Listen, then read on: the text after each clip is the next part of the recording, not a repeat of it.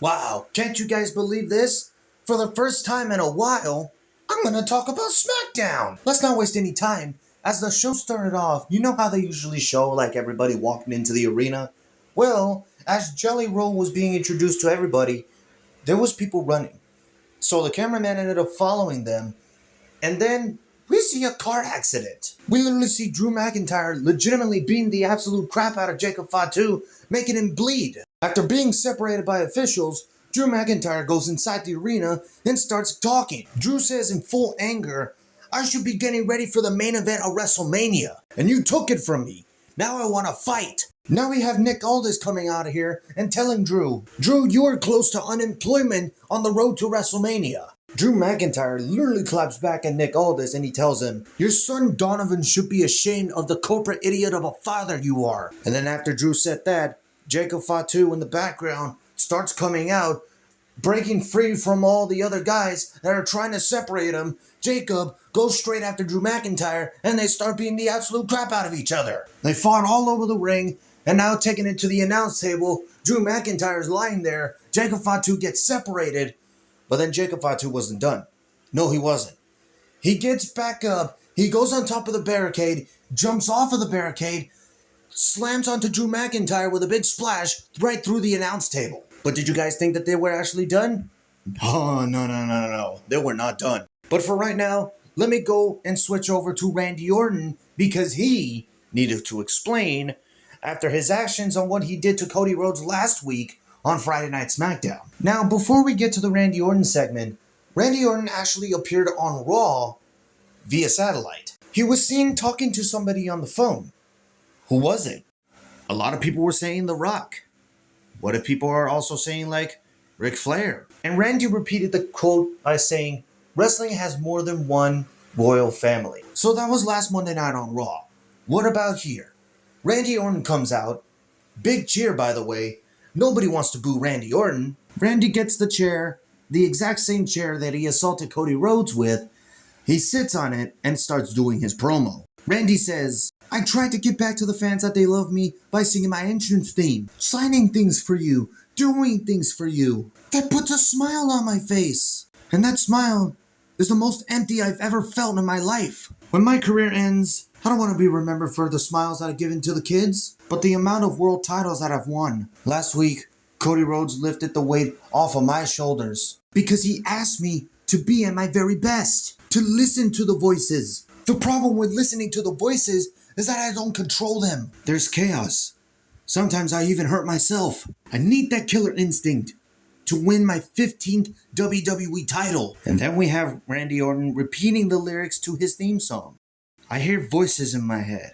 They counsel me. They understand. They talk to me. They talk to me and they tell me that I'm going to beat Cody Rhodes. They talk to me and they tell me that I need to beat Cody Rhodes to win the WWE Championship." Man, this was incredible. This was literally incredible.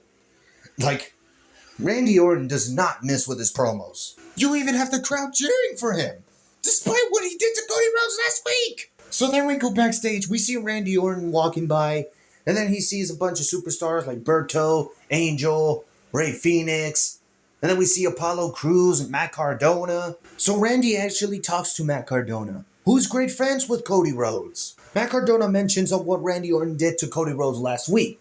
But then Randy Orton, all of a sudden, is starting to get pissed. Randy is completely losing it. Are you kidding me? Are you freaking kidding me? You got the nerve to talk to me like that? Don't you got some action figures to play with? Mark-ass stooge? You freaking indie nerd? You're just wasting my time. And as a matter of fact, I'm done. No, I'm done.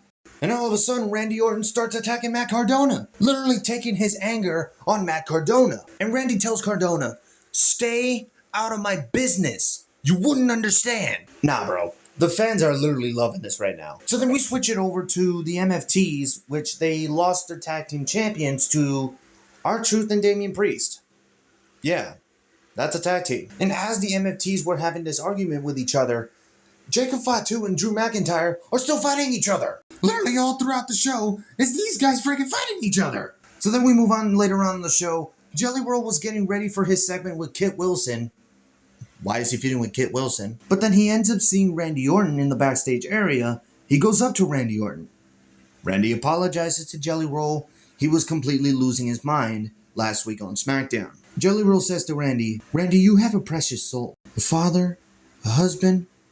You're not the guy that attacked Cody Rhodes last week. Titles come and go, but family and friends are forever. Life is about who you do things with." Randy Orton understood everything that Jelly Roll told him, and then he gave him a hug. So then we even go later on in the show. Randy Orton is talking to somebody on the phone.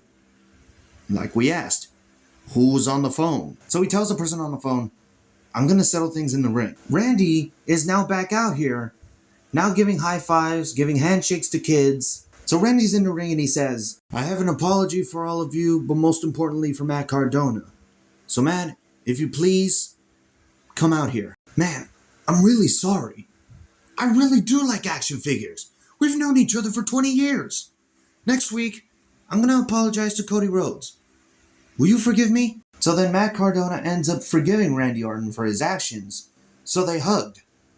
Until Randy Orton decided to do a low blow to Matt Cardona. Randy drags Cardona into the announce table, and he was literally going to do the same thing that he did to Cody Rhodes last week. Randy is just realizing on what he is doing. But then all of a sudden, he takes Matt Cardona back into the ring. He gets the chair. He puts the chair on Matt Cardona's arm. He was literally about to break it until officials came out and separated him.